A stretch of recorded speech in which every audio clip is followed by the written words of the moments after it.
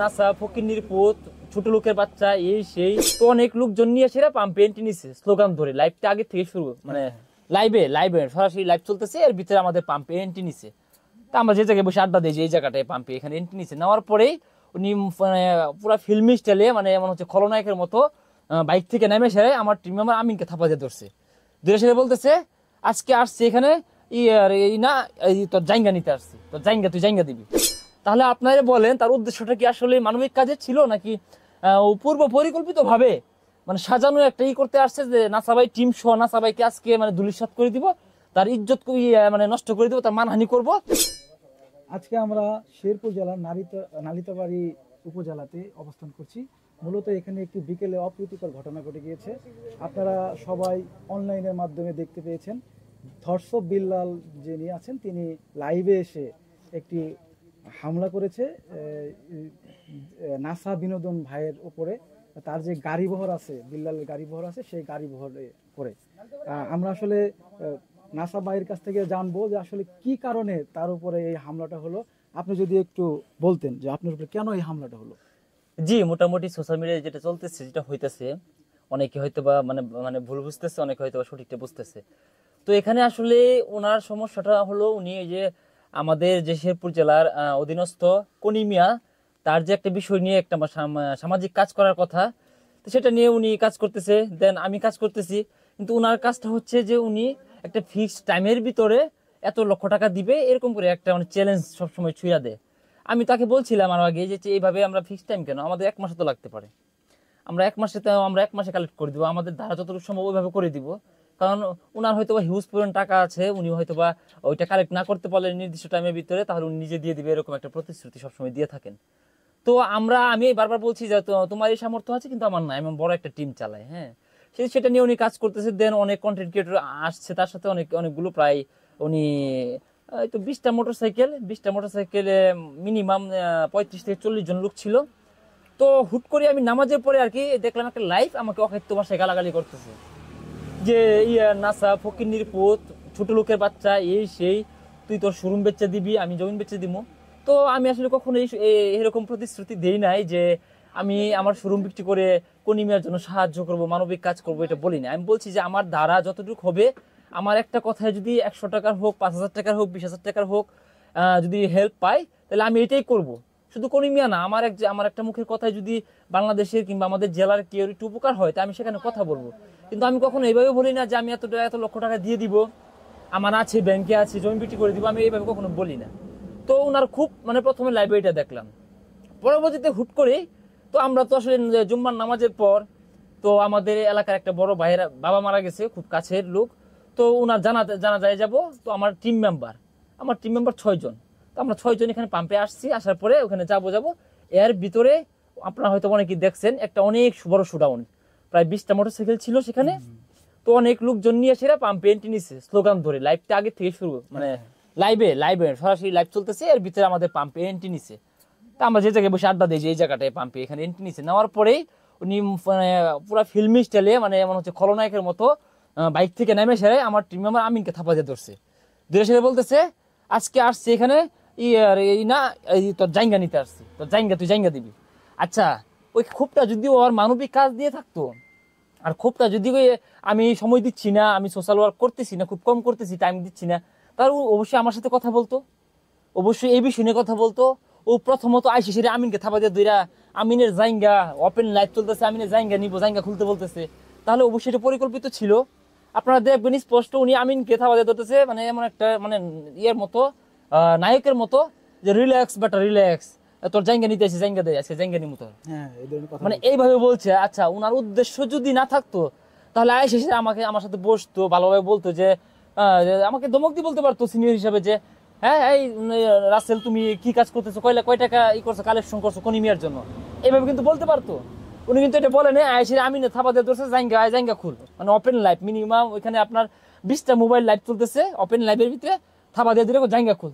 তাহলে আপনারা বলেন তার উদ্দেশ্যটা কি আসলে মানবিক কাজে ছিল নাকি পূর্ব পরিকল্পিত ভাবে মানে সাজানো একটা করতে আসছে যে নাসাবাই টিম সহ নাসাবাইকে আজকে মানে ধুলিসাৎ করে দিব, তার ইজ্জত মানে নষ্ট করে দিব, তার মানহানি করব, লাইভের ভিতরে। আর আমি আমি আমরা সেই সময় একটা জিনিস দেখতে পারলাম যে তারা একটা ভিডিও ভাইরাল করছে যে আপনি একটা লাঠি নিয়েছেন। আচ্ছা আচ্ছা, এই বিষয়ে যদি একটু কিছু বলতেন।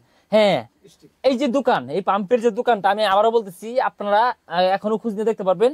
আমি যে ভিডিও করি, আমার ভিডিওর সকল সরঞ্জাম এই পাম্পেই থাকে, এখানে থাকে। আমি ওই স্টিকটা দিয়ে আমি বেশ কয়েকটি ভিডিও বানাইছি।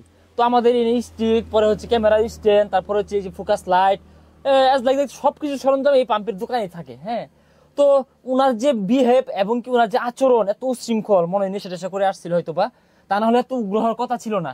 উনি যদি এখানে আমার সাথে ঝগড়া করতে না আসতো, তাহলে আয়সা সেরে আমার সাথে কথা বলতো, আমার সাথে বসতো যে তুমি কত টাকা কালেক্ট করছো। উনি আয়সা সেরে আমিন থাওয়া দিয়ে ধরছে, কিন্তু আমিন কিন্তু এই মানবিক কাজে যায় নাই, এখন পর্যন্ত যায় না, ওটা নিয়ে কথা বলে না। তো তাকে কেন ধরলো? আমার প্রশ্ন হচ্ছে এটা। তার জায়গা কেন খুলতে চাইলো? আমার প্রশ্ন হচ্ছে এটা। আর আমি যদি তাকে পূর্ব পরিকল্পিত ভাবে তার উপরে আক্রমণ করার জন্য আমি থাকতাম, তাহলে এটা আমার এলাকা, এখানে আমি সবসময় আড্ডা দিয়ে সময় পার করি। আমার টিম মেম্বারের 6 জন নিয়ে বসে থাকতাম তার জন্য? মিনিমাম আমার এলাকা। আমি বলি, আপনার কাছ থেকে আরেকটু জানতে চাচ্ছি, মানে এটা কি আপনার এলাকায় এসে হামলা করছে? হ্যাঁ, এটা আমার এলাকায়। আর উনি যদি ভালোভাবে আসতো, ভালো উদ্দেশ্য নিয়ে আসতো, অবশ্যই ভদ্র কিছু লোক নিয়ে 2-1 জন আসতো, কিংবা উনি একাই আসতো। উনি তো অনেক গুন্ডা মান্ডা নিয়ে আসছে সাথে। কেন নিয়ে আসছে? যে জানি আজকে যে সে নাচারে নাচা অথবা রাসেল রে হিউজ পরিমাণ অপমান করবো, একবারে তার ধুলিস্যাৎ করে দিব, আর মানে পারলে তাকে মানে মানে আক্রমণ করবো, তার উপরে মানে আঘাত আনবো, তাকে মারবো, এমন একটা উদ্দেশ্য ছিল বিধায় আয়সা মানবিক কাজটাকে উনি না হাইলাইট করে জাইঙ্গা নিয়ে টানাটানি শুরু করছে। এটা গেল। আরেকটা কথা বলি, আমি যদি তাকে মারার জন্য কিংবা তার উপরে আক্রমণ করার জন্য আগেই প্রস্তুতি নিতাম, আমার টিম মেম্বার 6 জন নিয়ে বসে থাকতাম, আমার আসছে মিনিমাম 40 জন। এটা সকলের কাছে প্রশ্ন আমার, আমি কি টিম মেম্বার 6 জন নিয়ে বসে থাকতাম? না না না, কখনো না। তাহলে কেন বলে যে পূর্ব পরিকল্পিত? আমি বলি যে হ্যাঁ, তোমাদেরটা পূর্ব পরিকল্পিত। কেন? তোমরা লাইভটা রানিং লাইভ নিয়ে আমাদের এখানে এন্ট্রি নিছো, তার মানে তোমাদের উদ্দেশ্য ছিল এটা, যাই আজকে নাসাকে মানে মারি কিংবা নাসাকে অসম্মানী করি, মানহানি করি। হ্যাঁ, আমি যদি জানতাম যে তুমি এখানে আসবা, তাহলে তো আমি আমার গ্রামের লোক সব এক করে রাখতাম। আরেকটা বিষয়, ভালোবাসা মানুষ তো আমাদের আছে। মানবিক কাজটা কিন্তু নিজের থেকে আসে। ও আমি আরো কয়েকটা ভিডিওতে দেখলাম যে জুয়েল সাহেব যিনি আছেন, তাকেও আলটিমেটাম দেওয়া হচ্ছে 1 লক্ষ টাকা আপনি দিবেন এইভাবে, আবার আপনাকেও বলা হচ্ছে যে বাকি টাকা আপনি দিবেন। মানে এইটা আপনি কিভাবে নিচ্ছেন? এটা হচ্ছে প্রতিহিংসা, এটা অবশ্যই প্রতিহিংসা। মানবিক কাজ কাকে বলে? আপনি ধরেন আপনার যতটা সামর্থ্য আছে, সাধ্য আছে, আপনি ওইটা দিয়ে একজনকে হেল্প করবেন, এটা মানবিক। আর এর বাইরে যখন আপনার ঘাড়ে কেউ চাপাই দিবে, এটা হচ্ছে জুলুম, এটা হচ্ছে প্রতিহিংসা। কেননা উনার হয়তোবা ওইটুক ক্ষমতা আছে, উনি হয়তোবা আমাদের যে ইয়াতে বিশ্বের 1 নম্বর ধনী যে এলন মাস্ক, বিল গেটস, এদের সমপরিমাণ উনি ওদের থেকে বড় হইতে পারে, এই জন্য উনি এসব বলে, উনার মুখ দিয়ে এমন কথা আসে। আমি তো আজ পর্যন্ত বলি নাই, হ্যাঁ, আমি তো আজ পর্যন্ত বলি নাই যে আমি এত দিব অত দিব না। আমি বলি সবসময় যে আমার ধারা যদি কারো চুল পরিমাণ উপকার হয়, আমি ওটা করব। কিন্তু আমি আজ পর্যন্ত আসলে চুল পরিমাণ ক্ষতি করার চেষ্টা করিনি কারো। হ্যাঁ, আমি এই কথাই সবসময় বলি যে আমার ধারা যতটুকু সম্ভব আমি কোনি মিয়ার জন্য আমি ওইটা কালেক্ট করে দিব, আমি নিজের কাছ থেকে কিছু দিব আর কিছু কালেক্ট করে দেওয়ার চেষ্টা করব। হ্যাঁ, এটা নিয়ে আমি গতকালকে একটা লাইভ করছি।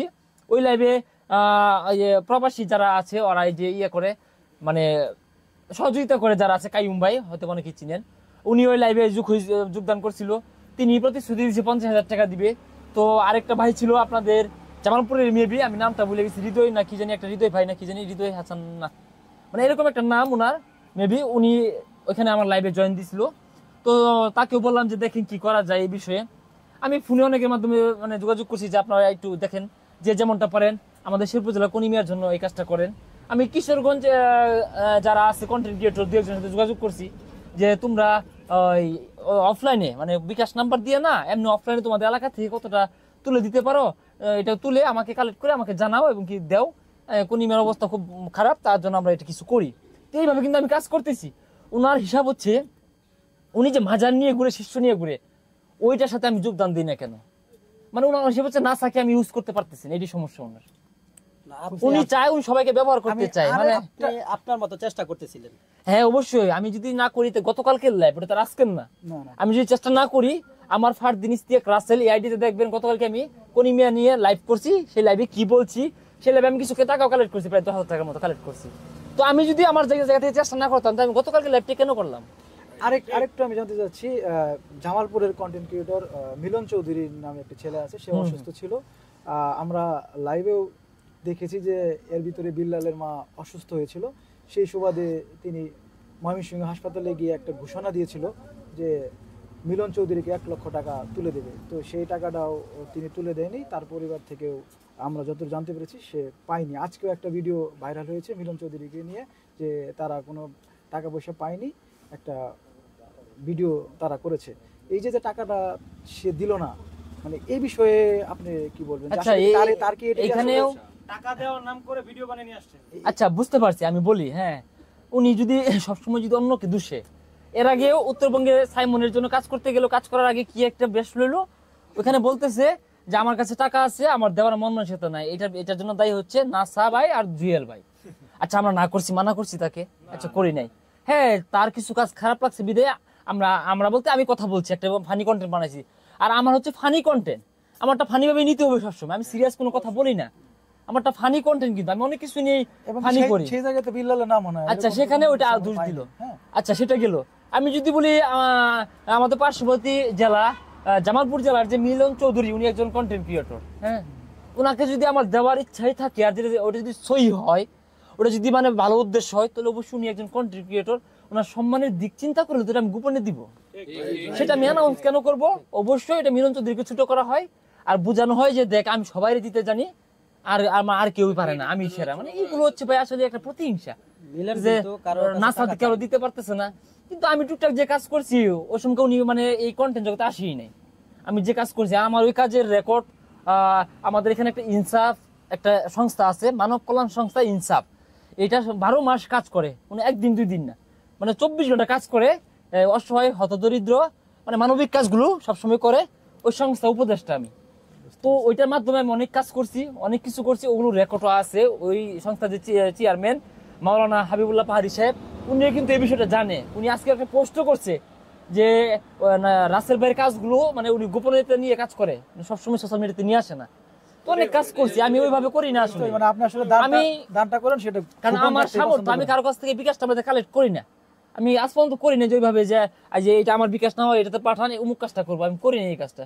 কিংবা কোনোদিন আমি স্টার সেন্টারতে বলি না যে আমাকে স্টার দেও আমি এই কাজটা করবো, আমি কোনোদিন প্রবাসী ভাই থেকে বলি না ভাই আপনারা টাকা পাঠান এই কাজটা করবো। মানে দেখেন কি একটা পরিস্থিতি। কিন্তু একটা কথা বলছিল যে আমি 1 বছরের মধ্যে 100 কোটি টাকার মালিক হবো, এই টাকাটা সে কোথা থেকে কালেক্ট করবো? মানে আমি আসলে জানি না, উনি মানে বলে শুধু টাকা, এত টাকা আছে তাহলে ভাই বিশৃঙ্খলা দিয়ে দেও, সমস্যা দিয়ে দিলে তো সব ক্লোজ হয়ে যায়।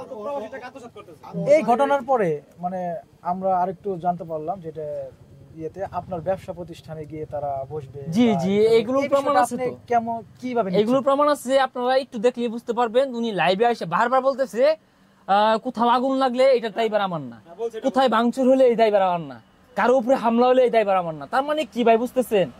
মানে উনি চলে তাহলে হচ্ছে যারা মাদকাসক্ত নেশাগ্রস্ত এদেরকে নিয়ে চলে, সন্ত্রাস নিয়ে চলে।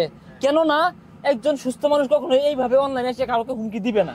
উনি বারবার হুমকি দিয়েছে যে কারো উপরে আক্রমণ হলে এই দায়ভার আমার না, তাহলে এটা অবশ্যই আমাকে বলতেছে কোনো কিছুতে আগুন লাগে সেই দায়ভার আমার না।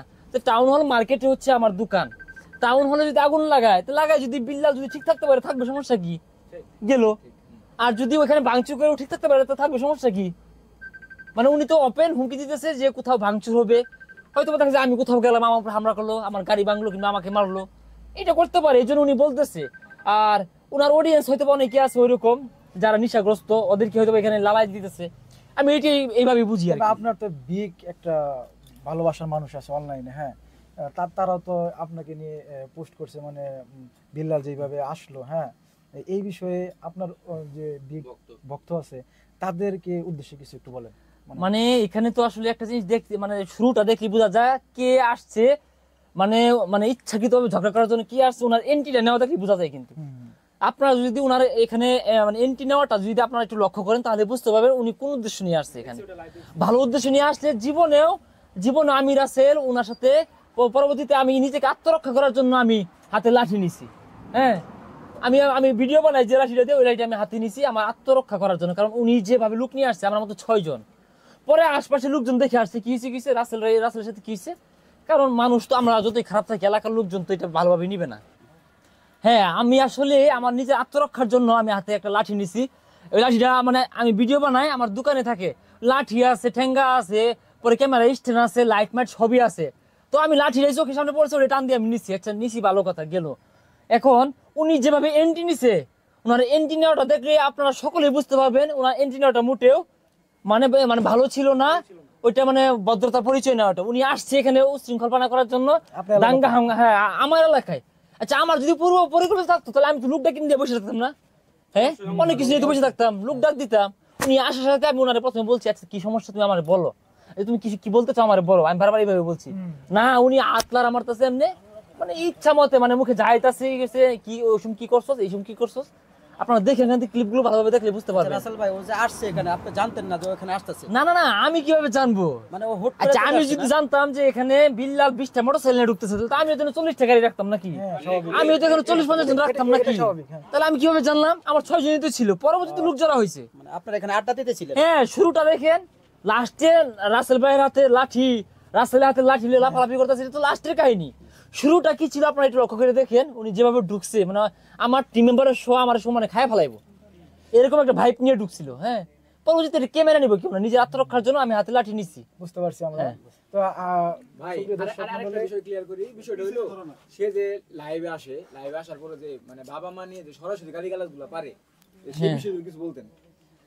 জি মানে আরেকটা বিষয় হচ্ছে উনি প্রত্যেক সময় দেখা যায় যে আসলে ফার্স্ট অফ অল উনি গালি দেয় আগে বাবারে নিয়ে। মানে উনি আচ্ছা আমি যদি কোনো অন্যায় করে থাকি উনি আমাকে সরাসরি বলবে, আমার বাবাকে নিয়ে কেন কথা বলবে? ঠিক। আমার বাপ ফকি, আমার বাপ ছোট লোক, এরকম ভাবে কেন বলবে? এইটা আরো দেখছি জুয়েল ভাইকে নিয়ে, জুয়েল ভাই বাবার নিয়ে কথা বলছে। হ্যাঁ মানে উনাকে ছোট লোকের বাচ্চা এসে অনেক কিছু রাখছে, উনার কিছু হলে বাবাদেরকে নিয়ে টান দেয়। ভূত আমরা পোস্ট করে কিন্তু মানে এইগুলো মানে উনি করে, মানে ওনার ইচ্ছে হচ্ছে যে নিজের এখন নাই, মানে এখন একটা বিশৃঙ্খলা করি, বিশৃঙ্খলা করে সেটা একটু মানে ট্রেন্ডে থাকি, আর কিচ্ছু না ভাই, আর কিচ্ছু না। সুপ্রিয় দর্শক মণ্ডলী, আপনারা আমাদের যে নাসা ভাই আছে তার কাছ থেকে সবকিছু জানলেন। মূলত যে থটস অফ বিল্লাল আছে তিনি কিন্তু তার গাড়ি বহর নিয়ে তার এলাকাতে এন্ট্রি করেছেন। তারা কিন্তু তার যে টিম মেম্বার ছিল 6 জন, সেই 6 জনই কিন্তু এখানে অবস্থান করছিলেন। তাদেরকে এসে যখন থ্রেট করা হচ্ছিল তখন কিন্তু কোনো দিশকুল না পেয়ে কিন্তু উনি যে তার ব্যবহৃত যে শুটিং এ ব্যবহৃত যে সরঞ্জাম আছে সেখান থেকে একটি লাঠি নিয়ে তিনি দৌড়াদৌড়ি করছিল সে তার নিজের আত্মরক্ষার জন্য। সেটি আপনারা তার মুখ থেকে শুনলেন। তো এই ছিল নাসাবাই বিনোদনের এখান থেকে আপনাদেরকে প্রকৃত ঘটনা জানানোর জন্য সর্বশেষ।